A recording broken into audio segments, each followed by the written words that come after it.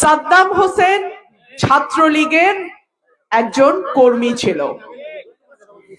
তার স্ত্রী নবজাতক সন্তানকে হত্যা করে আত্মহত্যা করে। সাদ্দাম কারাগারে।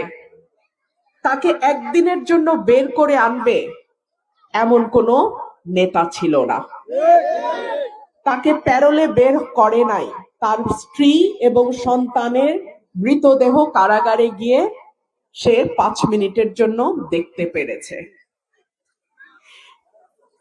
যাদের পেছনে সাদ্দামের মতন কর্মীরা গত 15 বছর রাজনীতি করেছে, যাদেরকে সাদ্দামের মতো কর্মীরা নেতা বানিয়েছে, তারা কিন্তু সাদ্দামের পরিবারের খবর নেয় নাই। সাদ্দাম হয়তো ছাত্রলীগ করত, কিন্তু ছাত্র দলেও তো এমন কর্মী ছিল 15 বছর।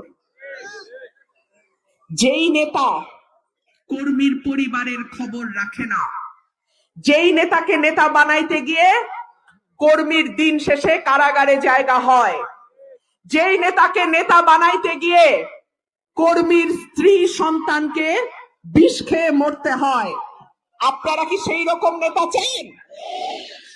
গত 15 বছর কুতুব, বড় বড় কুতুব বিএনপির মোবাইল টেলিফোন বন্ধ, নম্বর বিদেশি, কর্মীরা সেই নম্বর জানে না।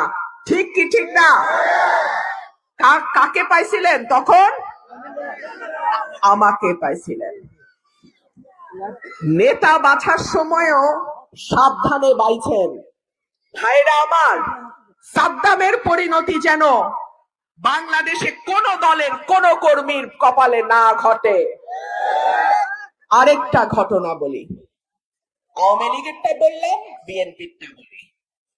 বিএনপির এক স্বতন্ত্র প্রার্থী মোহাম্মদ আলী নাম, চিনি কারণ তিনি সুপ্রিম কোর্টের অ্যাডভোকেট। স্বতন্ত্র দাঁড়াইলো, নেতা কর্মীরা যান জীবন দিয়ে খাটলো, কাউকে কিছু না বলা, কালকে আসন ছাইরা ঢাকায় চলে গেছে। এইরকম নেতা চান?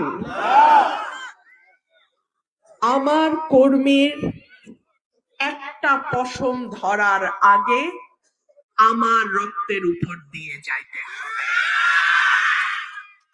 আমার বাবা নাই, ভাই বোন নাই, আমার আপনারা ছাড়া কেউ নাই। সুতরাং আমার জীবন থাকতে আমি সরকারি দল যাই আর বিরোধী